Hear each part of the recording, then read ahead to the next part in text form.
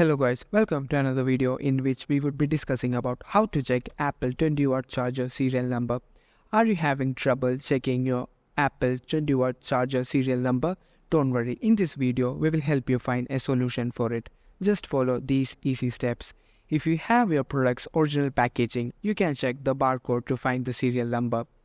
You can also find your product serial number on the original product receipt or invoice. Or choose a product below for details about finding the serial number from Apple's official support.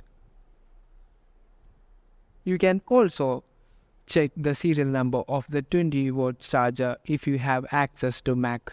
You can connect it via USB and read the serial number electronically in Properties. However, your best assurance of a genuine article is by purchasing from Apple or an authorized reseller and breaking the tamper-evident packaging seals yourself.